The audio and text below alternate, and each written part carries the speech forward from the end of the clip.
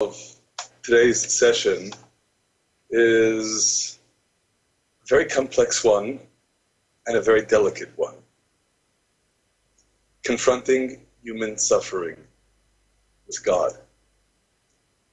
Now, of course, inevitably, as those who participated in the last session will undoubtedly recall, this is a sequel to the question of confronting evil with God. But when we speak of human suffering, there are obviously many additional questions that arise, questions for which I feel compelled to state at the outset, we don't really have answers in this world. And yet still in all, I think there is a lot to discuss. A lot to discuss in particular based upon the premise that this confrontation with human suffering, just as the confrontation with evil, is something we do with God. And inevitably it is being with God that informs everything we have to say.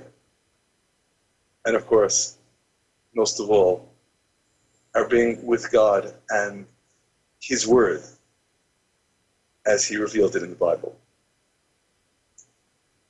So with that, by way of introduction, let's take a look at the questions. The questions have been culled from really a number of sources, a number of inquiries that have been sent in. And I think they provide us with a very good handle in addressing the question and the problems that go with it. Number one, confronting human suffering with God. Why do the righteous suffer and the wicked prosper? How can a just and loving God allow such a brutal miscarriage of justice to take place in His world? Now, in particular, of course, in considering human suffering, there is very obviously a book of the Bible dedicated almost entirely to addressing this subject, and that is the book of Job. Question 2, the book of Job seems to try to address these questions, but it is very hard to understand what answer, if any, it gives. Is Job's suffering justified or not?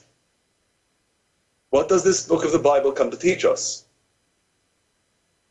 And in particular, if we realize, and we must realize, that the book of Job tells us that Job's suffering is not something that can be formally associated with crimes that he committed, then we get to question number 3, pertaining to pretty much everything else that we see in the Bible on the subject. Many other passages in the Bible promise good reward to the righteous and punishment to the wicked. In other words, in a word, justice. Is this a contradiction? That is, if the book of Job indicates that the suffering of Job is not punishment to the wicked, then what's going on? What is it? And can such promises, again, the promises of good reward to the righteous and punishment to the wicked, can such promises be real when so often we see exactly the opposite? So, these are our questions, and inevitably, we need to try to address what the problems are that they raise, and somehow, if not resolve them, at least be able to maybe deal with them better. Now, the first point that inevitably I feel compelled to stress here is the issue of our asking this question in the first place.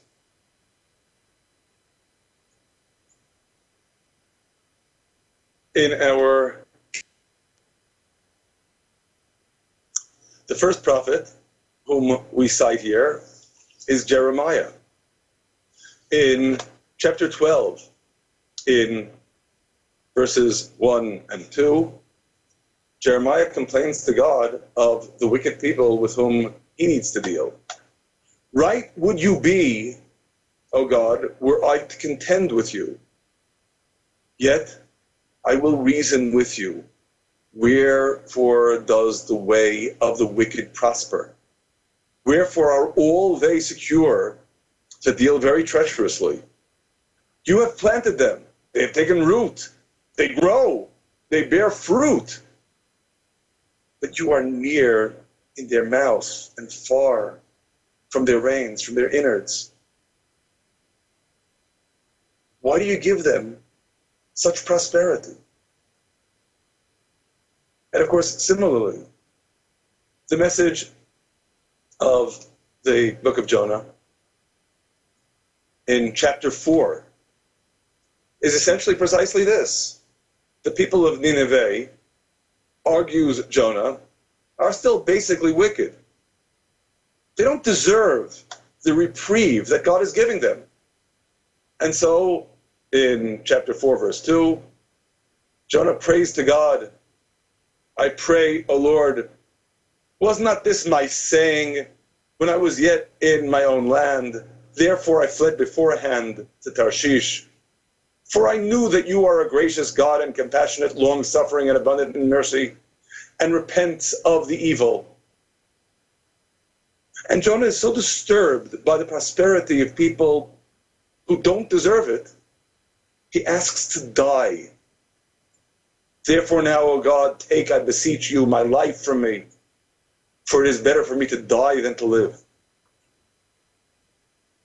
Certainly we see the prophets, Abraham, Jeremiah, Jonah, troubled by these very issues. And in considering what at first brush might appear to be the simple answer, the superficial answer, it's all a matter of inscrutable divine justice.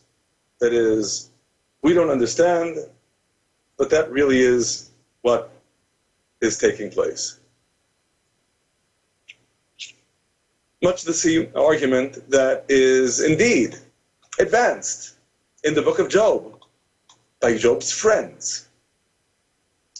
In chapter 4, in verses 6 and on, we read the argument of his friend Eliphaz, who says to Job, is not your fear of God, your confidence, your hope, the integrity of your ways?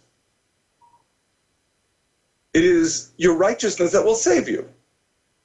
Remember, I pray you, who ever perished being innocent? Or where were the upright cut off? According as I have seen, they that plow iniquity and sow mischief reap the same. By the breath of God they perish, and by the blast of his anger are they consumed. What inspiring words to be able to explain all suffering as divine justice at work. The only problem is it doesn't work. That's not my evaluation. God says it doesn't work. At the end of the book of Job, in chapter 42, from verse 7 and on, we read, and it was so that after God had spoken these words to Job, that God said to Eliphaz, whose words we just read in chapter 4, my wrath is kindled against you and against your two friends, for you have not spoken of me the thing that is right, as my servant Job did. Job came awfully close to blaspheming. He refused to accept any reconciliation with God. He demanded an answer. And he wasn't prepared to accept the answer that if he's suffering, it's because he deserves it. And God says, Job spoke of me more correctly than his self-righteous friends, excusing, so to speak. God has always been just. And indeed, God continues in verse 7, now therefore take unto you 7 bullocks, 7 rams, and go to my servant Job, and offer up for yourselves a burnt offering. And my servant Job shall pray for you. For him I will favor, that I do not unto you anything unseemly. For you have not spoken of me the thing that is right, as my servant Job.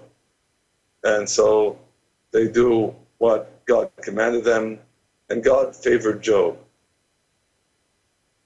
but not Eliphaz and his friends. Simple, superficial answers won't do. They are, in fact, an affront to God. Not only are they an affront to God, but I feel compelled to add, in our tradition, giving such answers in explaining suffering is actually an outright sin. In Leviticus chapter 25, verse 17, we read of the sin, the prohibition. You shall not wrong one another, but you shall fear God, for I am God your Lord. In our tradition, this prohibition pertains to verbally wronging someone, saying something hurtful, saying something unseemly. The classic example in our tradition is saying to someone experiencing suffering what Job's friends said to him. Oh, it's all divine justice. That's not an answer. That's an insult. It's an affront to the person suffering, and it's an affront to God. So, again, clearly that won't suffice. And yet, at the same time, we recognize that one of the most ubiquitous themes in the Bible is divine justice, reward, and punishment. Now, to start giving an exhaustive list here of every place in the Bible where we read about reward and punishment is something we could do, but we would never finish. There are so many passages.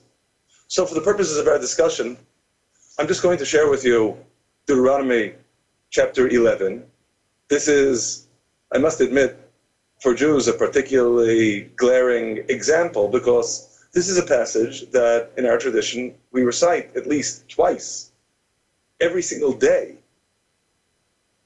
In Deuteronomy chapter 11, beginning in verse 13, it shall come to pass, if you hearken diligently unto my commandments, which I command you this day, to love God your Lord, to serve him with all your heart and with all your soul, that I will give the rain of your land in its season, the former rain and the latter rain, that you may gather in your grain, your wine, your oil, and I will give grass in your fields for your cattle, and you shall eat and be satisfied.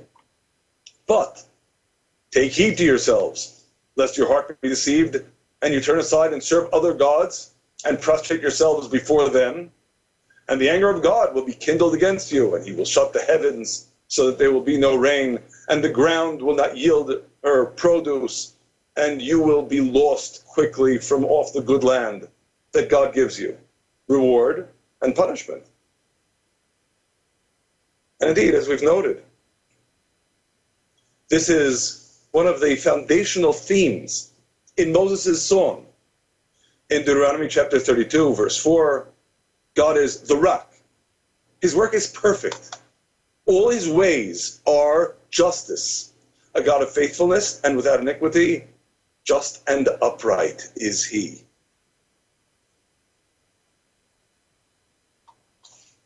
So, of course, inevitably, the first question that we cannot help but address here is that question that we saw about a seeming contradiction. You have a book of the Bible, the book of Job, that seems to indicate that what's happening does not conform to rules of reward and punishment, because after all, Job is explicitly described as a righteous man. And then you have all these passages, of which the two examples in Deuteronomy are merely a brief sample, that speak of everything in terms of reward and punishment. So what are we to do? How do we understand the Bible's message here? What's taking place? Of course, inevitably, when we consider the tension between these sources, the key, much as we might prefer to avoid it, lies in recognizing just how limited our perspective is. Perhaps a good way to address this observation first is by considering a relatively familiar Hebrew word, certainly for all the Hebraic scholars there among you, and that is the Hebrew word olam. Olam in the Bible means everlasting or forever, as in Genesis chapter 21, verse 33, Abraham planted a tamarisk tree in Beersheba and called there in the name of God, the everlasting God.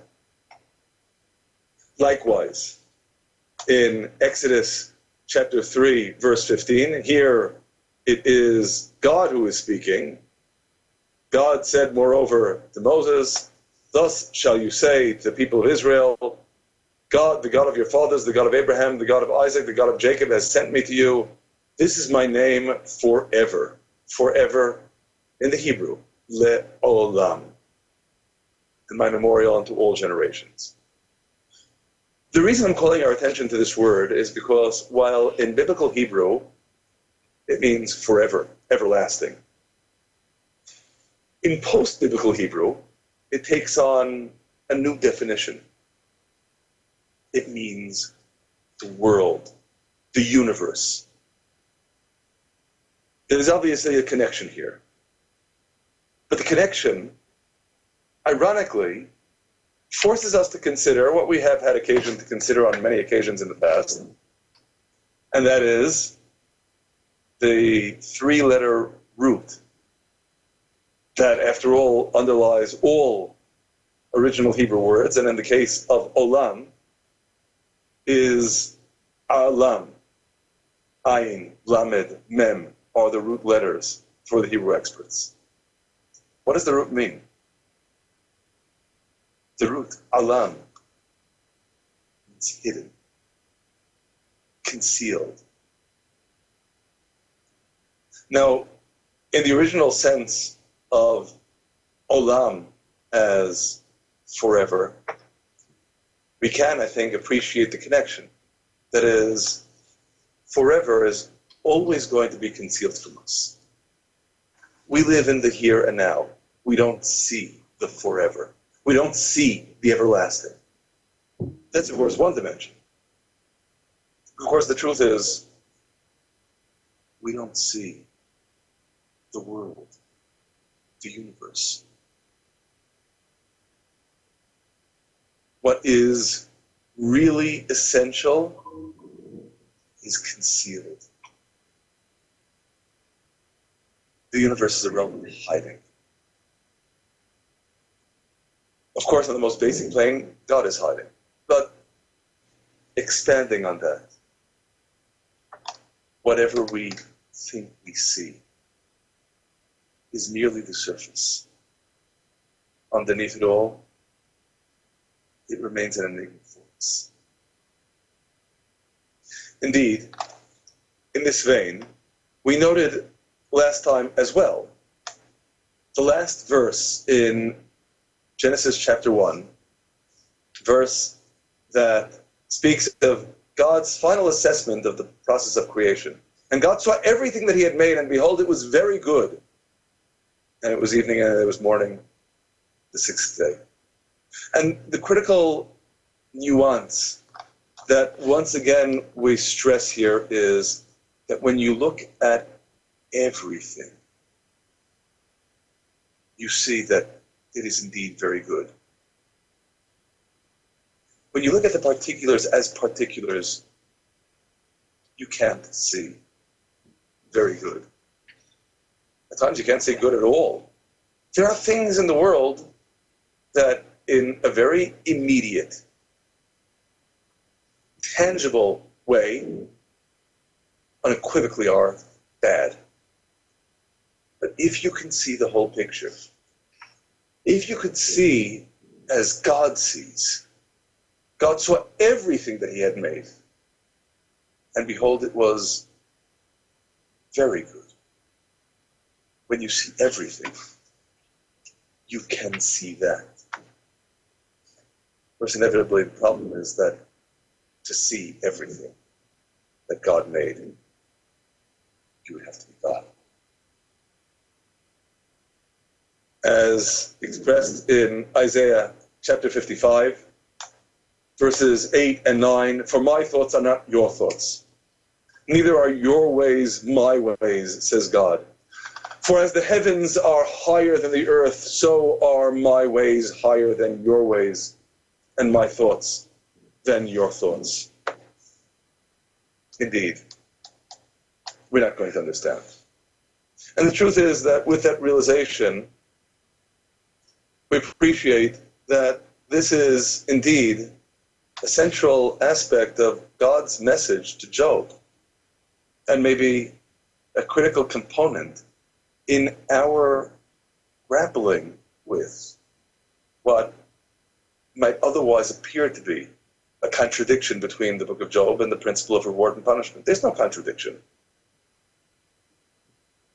Reward and punishment are real. Just we may not be able to understand it.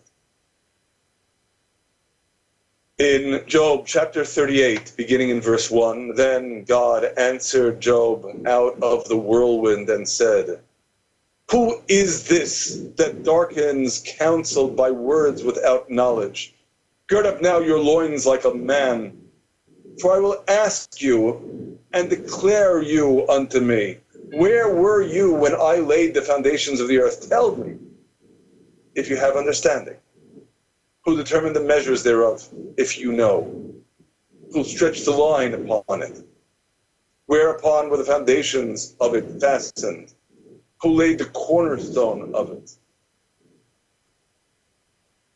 And what follows is a list of additional challenges, just excerpting briefly. In verse 12, "Have you commanded the morning since your days began, and caused the dawn to know its place? Have you entered into the springs of the sea? Have you walked in the recesses of the deep? Have the gates of death been revealed to you? Have you seen the gates of the shadow of death? Have you surveyed unto the breadth of the earth? Tell, if you know it all. Where is the way of the dwelling of light? And as for darkness, where is the place thereof? You know it? For you were then born, and the number of your days is great."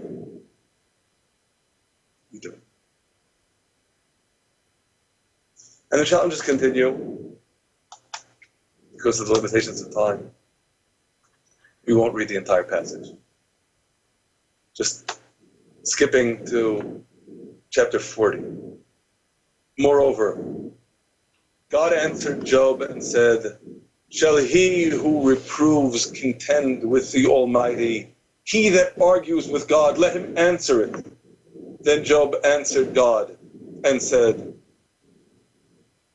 Behold, I am of small account.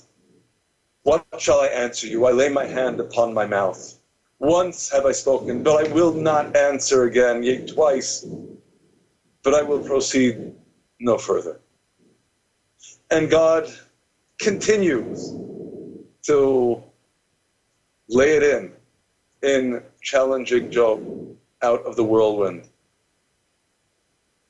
And finally, ultimately, we get to chapter 42, Job's final answer. In verse 1, then Job answered God and said, I know that you can do everything, and that no purpose can be withholden from you. Who is this who hides counsel without knowledge? Therefore, I told, but did not understand, things too wonderful for me, and I did not know. Hear, I beseech you, and I will speak. I will ask you and declare you unto me. I had heard of you by the hearing of the ear, but now my eyes see you. Wherefore I abhor my words and repent, seeing dust and ashes.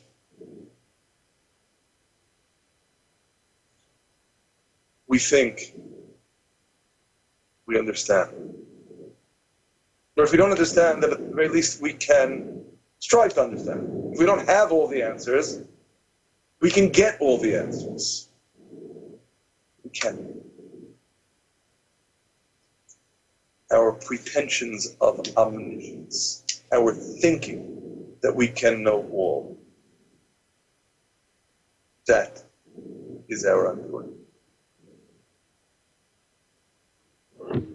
Now, when we consider more specifically what that means, wherein our problems lie.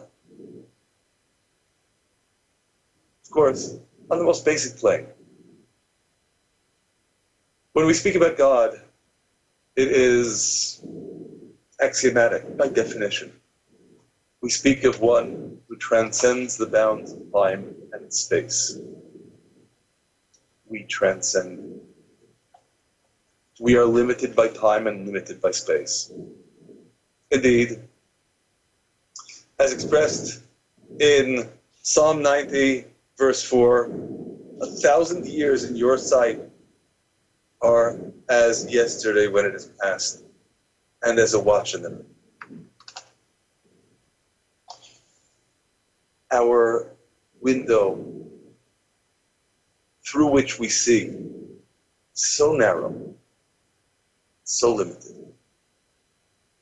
So of course, inevitably, once we appreciate the extent to which our vision is so narrow, our field of view so piddling, do we really expect to be able to understand? You know, when one considers the vastness of time, we indeed believe reward and punishment are real. They will come to fulfillment,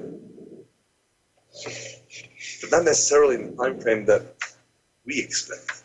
I feel compelled to share with you a brief passage from a poem by a very well-known American poet of the 19th century, Henry Wadsworth Longfellow, Retribution. Though the mills of God grind slowly, yet they grind exceeding small. Though with patience he stands waiting, with exactness grinds he all. But again, we may not be around to observe it. 1,000 years in your sight are as yesterday when it is past, and as a watch in the night. So, of course, this is inevitably on one plane, our limitations. It's an additional dimension as well. The additional dimension pertains, perhaps most jarringly, to the question of what is reward and what is punishment. That is, sure, we believe that God rewards the righteous and punishes the wicked. Can we even tell what the reward is and what the punishment is? In Ecclesiastes chapter 5, in verse 12, we read, "There is a grievous evil which I have seen under the sun, namely, riches kept by the owner thereof to his hurt. And those riches perish by evil adventure, and he will beget a son who will have nothing in his hand." So there can be riches. And while we may superficially think those riches are a blessing, in fact, they're a curse.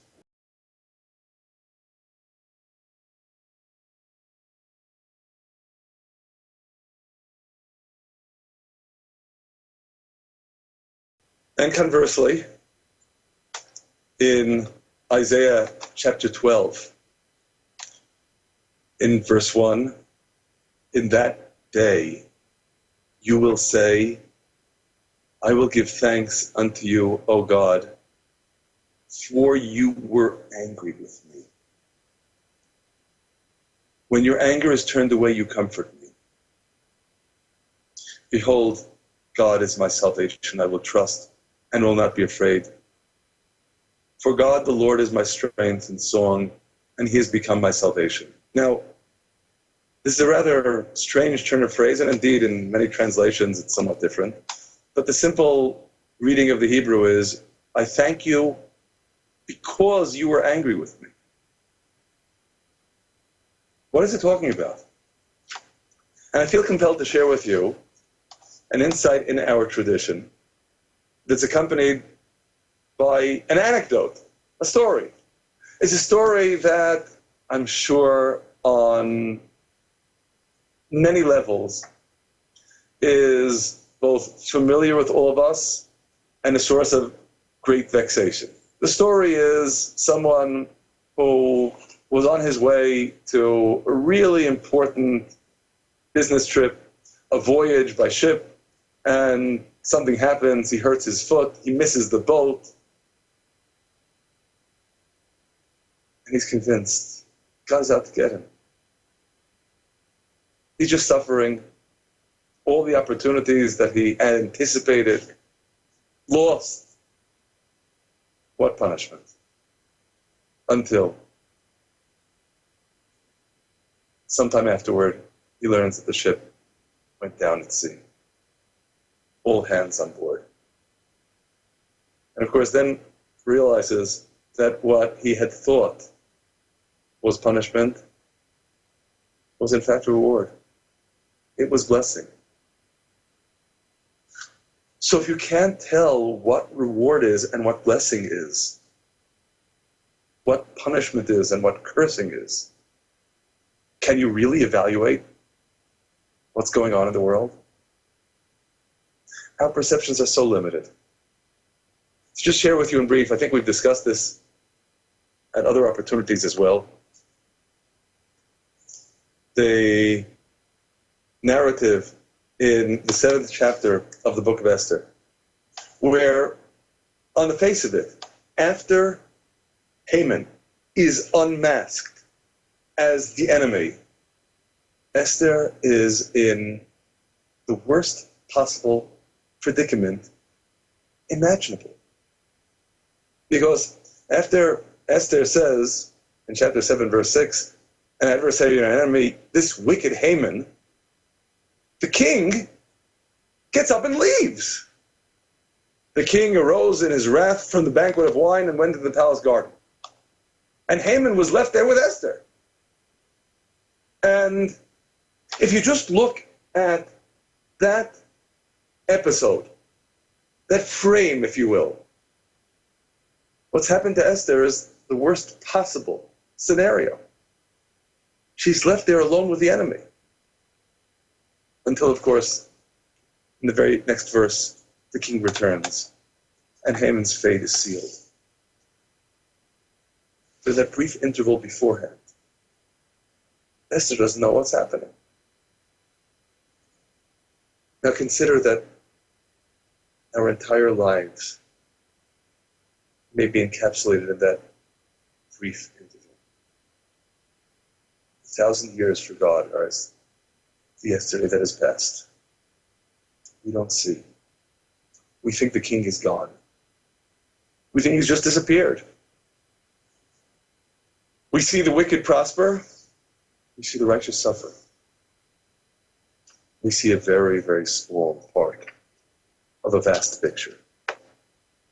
So, of course, at the very least, on that plane, we appreciate the message of the book of Job and what God says to Job at the end. You just can't see the whole picture. Maybe, perhaps, that is the message also in Exodus chapter 33, verse 23. When God explains to Moses that he cannot see God's essence, he won't be able to see God, as it were, while alive in this world. God gives Moses an alternative level of understanding. He says, I put you in a cleft of the rock. I cover you with my hand until I have passed by. Obviously, these are very, very deep symbols. But in verse 23, then I take away my hand and you will see. Now, the Hebrew can be rendered as my back, but it could also be rendered as you will see what follows from me. You'll see in hindsight. You'll understand in retrospect. But my face cannot be seen. You won't understand what's taking place until indeed it's already taken place. Now this is all what I would describe as level number one. Level number one, again, is recognizing our limitedness. But there's an additional dimension that I think we need to consider. And that is, when we ask the question, why bad things happen to good people, good things happen to bad people, what we really need to do first is to define our terms specifically. What is good? And of course, in defining the good, I feel compelled to remind you of something that we have discussed on many occasions in the past, and that is the definition of the good that we get from Asaph at the end of Psalm 73 in verse 28. As for me, the nearness of God is my good. That's not a prayer, it's a definition. The way I define good is being close to God. Now let's consider what that means then in the enigma of suffering. What that means is the criterion of the good is not going to be material prosperity. The criterion of punishment is not going to be this worldly vexation. There'll be an entirely different way of evaluating. And maybe on that plane, indeed, as well, we consider what God says in Exodus chapter 33, indeed, right before the passage that we read earlier on the page. In verse 19, God said, I will make all my goodness pass before you and will proclaim the name of God before you. And I will be gracious to whom I will be gracious. And I will show mercy on whom I will show mercy. I have my considerations. You may never understand them. So, what does that mean in practice? In practice, God is gracious to whomever he will be gracious. And God's grace is dispensed freely by God to everyone who can benefit from it. But here's the rub. We might think that material prosperity is the best thing for us. Are we so sure? Remember the verse that we saw in Ecclesiastes chapter 5 about wealth being for a person's earth? And more generally, while we could appreciate that those individuals who are indeed operating at such a level of closeness to God can receive God's blessings, can receive God's gifts, and not in any way be adversely affected, we appreciate that there are people who aren't that close. What do they need to get closer? We have an expression in English, cognitive dissonance. They need to realize that things aren't working out the way they want in order to spur them to grow. So for such individuals, what we might describe as this worldly misery may be the best thing that they could possibly get. It helps them to attain the great good of closeness to God. At the same time, we appreciate likewise that there are other individuals who are at an even lower level. And at a lower level, experiencing such suffering, such misery, may simply lead them to throw in the towel, to forget about God, and turn their backs on any kind of spiritual growth. So maybe for such individuals, God bestows blessings that for people at a higher level might be denied. And then, of course, we could speak in this progression of people who are at an even lower level. If they experience any goodness, then what will happen to them is what is described in Deuteronomy chapter 8, beginning in verse 11. Beware lest you forget God your Lord in not keeping his commandments and his ordinances and his statutes, which I command you this day, lest when you have eaten and are satisfied and have built good houses and dwell therein, when your herds and flocks multiply, your silver and your gold is multiplied, and all that you have is multiplied, that your heart is lifted up and you forget God. So the material blessing at that level will only serve to incite the rebelliousness of saying, as we see in verse 17, my power and the might of my hand have gotten me this wealth. Forget about God. So for such an individual, once again, the best gift that God can give, and I mean this sincerely, the best gift in order to attain the greatest good, which is closeness to God, is misery, suffering, something that will push him out of the rut that he is in and inspire him to grow. We see the same warning in Deuteronomy chapter 32 when Yeshurun waxed fat, he kicked. So sometimes being denied the fat can be the greatest blessing. Let's consider what that means by way of summation. Someone at this lowest level who, upon experiencing goodness, is going to kick, is going to forget about God, is given by God, again, what is best for that individual at his present level, which may be suffering, misery, relentlessly, in order to grow, And if he grows, attains a higher level of closeness to God, then maybe in particular as means to encouraging him, to bolstering him, God showers him with blessings, with material blessings, with prosperity. And he appreciates this as a gift from God, and he grows even higher in his closeness to God. He gets to a level in which he doesn't need the crutch of the prosperity anymore. If anything, on the contrary.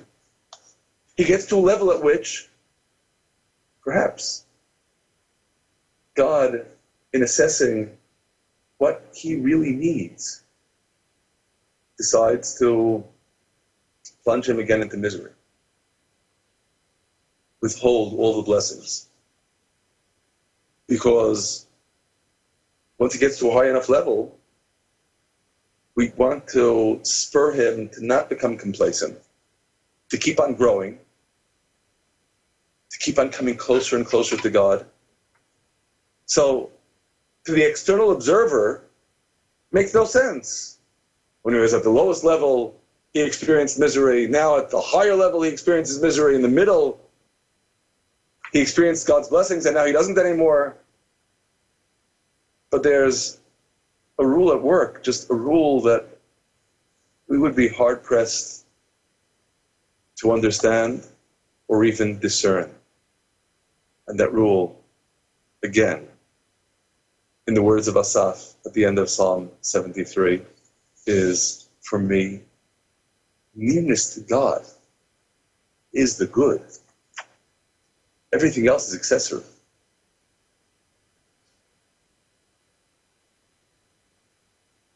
There is an additional dimension in this progression as well that we should also stress. And this is perhaps an even lower level than any of the layers that we just described, but it is a profound message with respect to what we observe in this world, with respect to reward and punishment. In Deuteronomy chapter 7, we read in verses 9 and 10, "Know, therefore, that God your Lord is God, the faithful God, who keeps the covenant and kindness with them that love him and keep his commandments to 1,000 generations." So again, for those who love God and keep his commandments, God keeps the covenant and kindness. We don't know yet what that kindness is going to mean in practice. In verse 10, "And repays them that hate him to their face, to destroy them. He will not be slack to him who hates him, he will repay him to his face." What is that verse describing? Of course, we could say it's describing payment of punishment. And I feel compelled to share with you the meaning of this verse in our tradition, which is just the opposite. In verse 10, as opposed to verse 9, the repayment is all about reward. You'll note that in verse 9, the expression payment nowhere appeared. God keeps the covenant and kindness with them.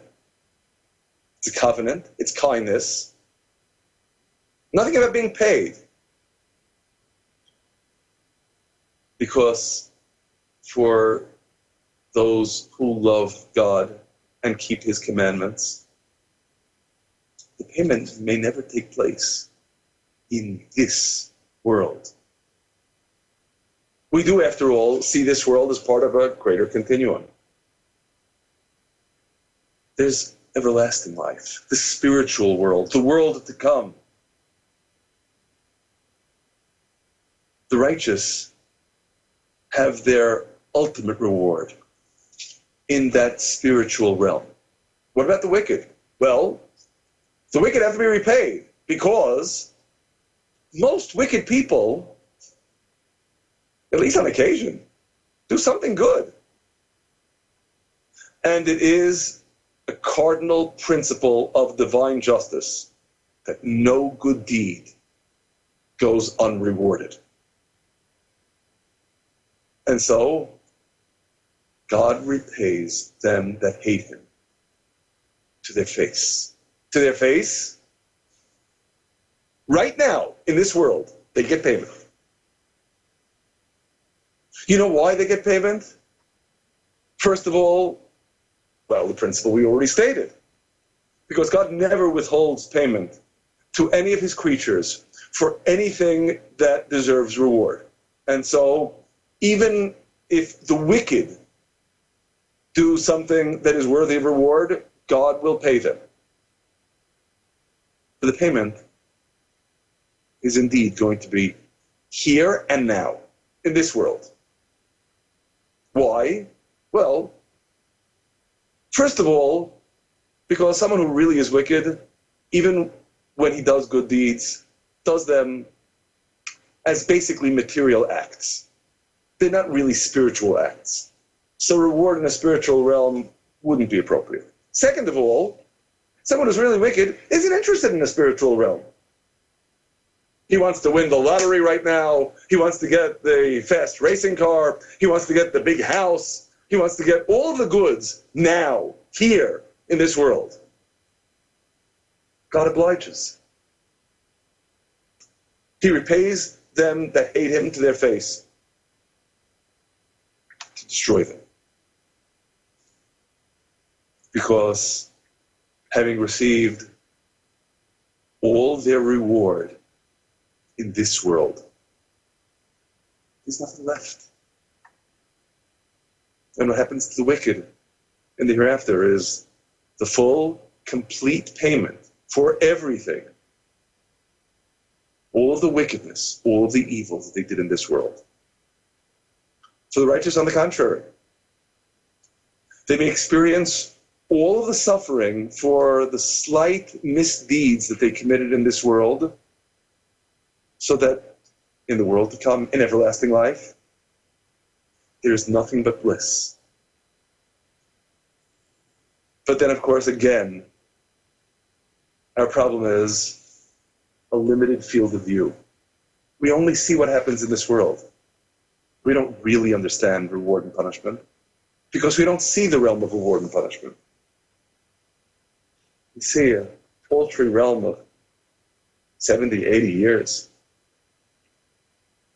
What can 70 or 80 years, 120 years be on the scale of divine reward and punishment?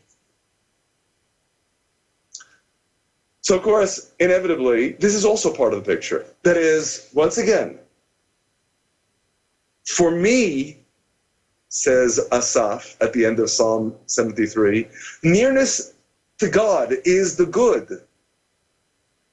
Nearness to God is the good, and that means that what we get in this world is a reflection of that. Nearness to God is the good, in that for the righteous, the full reward isn't in the here and now. It is rather the nearness to God in the hereafter. And there's an additional dimension that I feel compelled to stress with you. These are inevitably not so much distinct dimensions. They complement one another, but we don't know the full picture. So I'll share this with you as well. Inasmuch as, after all, the way we come to God in this world, at least one of the ways we come to God, is by looking around at the system that God created. And that system shows to us design. And through the design, we come to the designer. No, this is not any facile proof of God. I'm not proving anything. But it is true that when we sense design in the world, it orients us with respect to God, the designer. But now, here's the rub. Design can only be discerned in system. A system is only a system if it is impersonal. Impersonal meaning that it doesn't demonstrate any sensitivity to individuals as righteous or wicked. It's a system. And by consequence, as a result of this impersonal system, the righteous may suffer. As a result of this impersonal system, the wicked may prosper.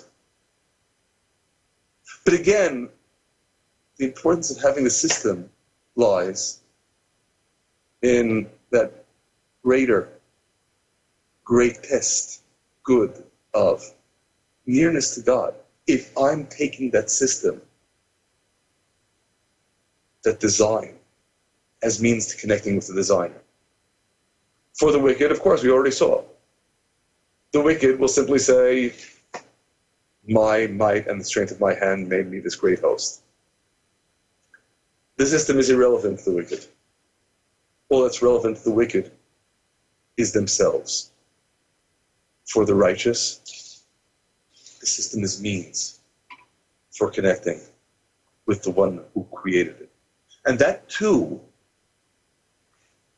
irrespective of this worldly blessings or this worldly suffering. It's part of, for me, nearness to God is the good. It's all about that ultimate good. That ultimate good that comes from closeness. There is an additional dimension that I feel compelled to share with you in this regard as well, and that is part of nearness to God means recognizing that we each have a unique opportunity to draw near to God in our lives, in this world.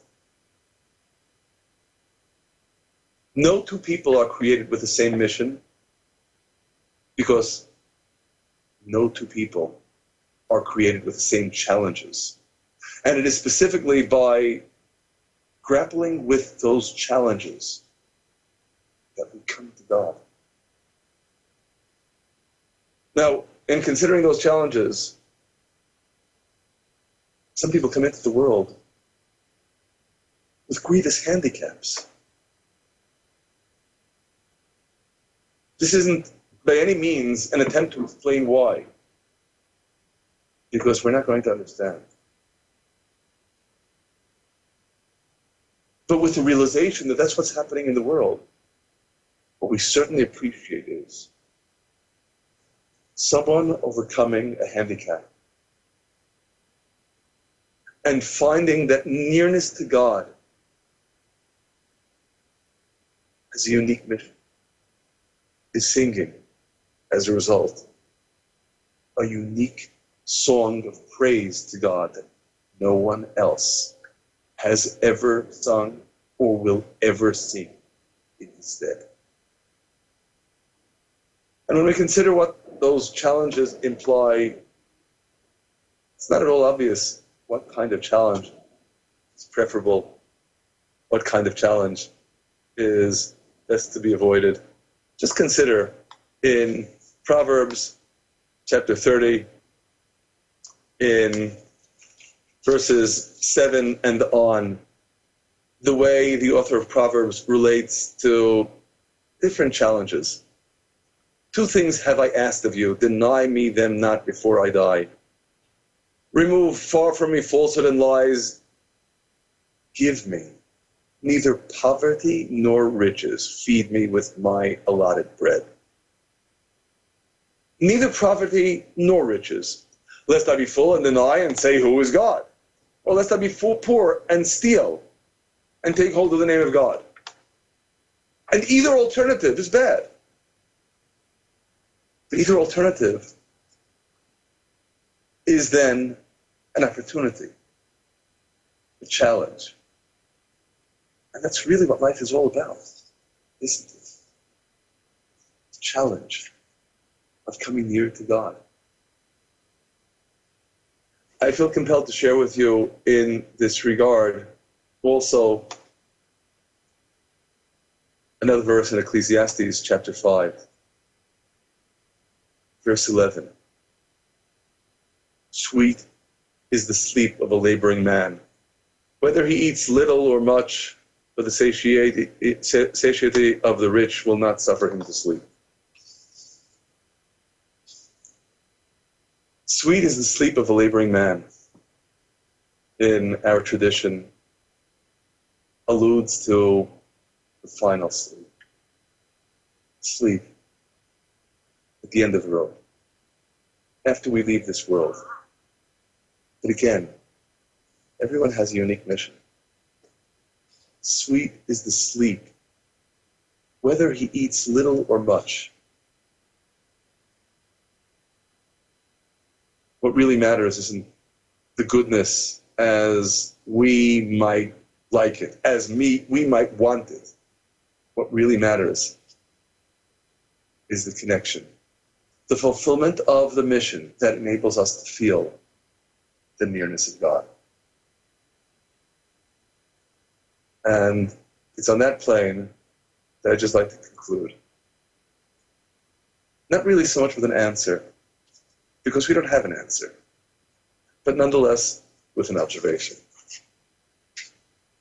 King David in Psalm 4 notes in verse 7, many there are that say, oh, that we could see some good. God, lift up the light of your countenance upon us. And King David's response to that is, you put gladness in my heart, more than when their grain and their wine increase. Gladness, happiness is something of the heart. It's something internal. It's a transformation. It's a transformation that results from the realization that there is something immeasurably more valuable than when their produce increases. And thanks to that he concludes the psalm, in peace together will I lay me down and sleep. For you, God, make me dwell alone in safety. It's with that realization that indeed we can make our peace. In much the same vein, in Malachi, final chapter of the prophets, in chapter 3 we read of the complaints of people. People who say, it is vain to serve God, and what profit is there that we have kept his charge, and that we have walked mournfully because of the God of hosts. And now we call willful sinners happy. Yea, they that work wickedness are built up. Yea, they test God and are delivered. And the response of the God-fearing in verse 16. Then they that feared God spoke one with another, and God listened and hearkened, and a book of remembrance was written before him for them that feared God and that thought upon his name. Everyone is shouting their protests out there. And the truth is they have good questions. And if we gauge what we're saying in terms of how good our answers are, we don't have any answers. Indeed, why the righteous suffer and the wicked prosper remains in you. And this entire exercise didn't provide any answers. But I don't think it was a meaningless exercise. Because I think it helped us to appreciate that the real blessing, whatever we experience from God's hand in this world, is the nearness to God, coming closer. through both the suffering and the prosperity, through everything, to see that as the bottom line. And through that, then, to become worthy of God's blessings. God bless you.